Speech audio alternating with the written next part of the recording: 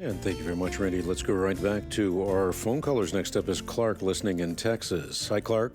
Hi, Hank. How are you? Doing well, thank you. Thank you so much for allowing me to ask this question. I have two questions really quickly.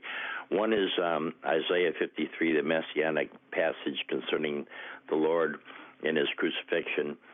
I've heard people say that in 53, verse 2, it says it says in so many words they interpreted that he was a very homely, almost ugly-looking man because of the verse, and it's taken out of context. And I look at the paragraph before and after on 53, and it's really talking about his being marred and bruised, and I think it's a spiritual detachment that the Pharisees and Sadducees had, because they didn't have God in their heart; they had him in their head, which was so that they couldn't see him, who the Lord was. So they're spiritually dead. I was wondering what your interpretation of that messianic vision in Isaiah 53 and verse 2.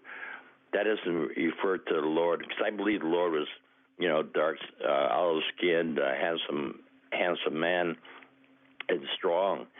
And I don't believe God doesn't make any junk, and especially his son, the Messiah. So I don't know. What is your belief on that scripturally? Because I don't know from the Greek and the Aramaic Hebrew what the version is and what its significance is. Yeah.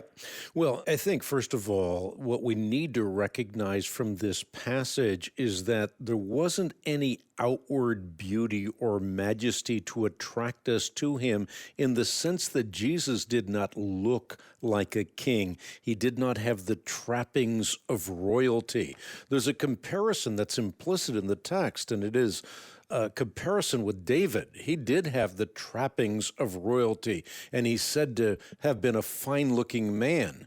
But the contrast here is that we did not see Jesus for who he was, because he did not have all of what is associated with royalty and pomp and circumstance. He was humble. He came into Jerusalem not riding in a chariot, but on a donkey. So he didn't have the trappings of royalty, and therefore it was easy to mistake the message. Jesus Christ, and I think you've alluded to this in the prologue to your question, Jesus Christ did not come because he was going to set up an earthly kingdom. He was not going to be an earthly king. He was a king who came to point our gaze to eternity. And of course, the Pharisees and the teachers of the law missed all of that. Okay. So it has nothing to do with his physical attributes. Yeah, although we don't know what Jesus looked like. They were spiritually dead to him because they had the law in their head, but they didn't have it in their heart. Yeah, that's right. Okay, good. Yeah. Thank you so much. You got it. God bless you. I really appreciate your wisdom. Well, I appreciate your call.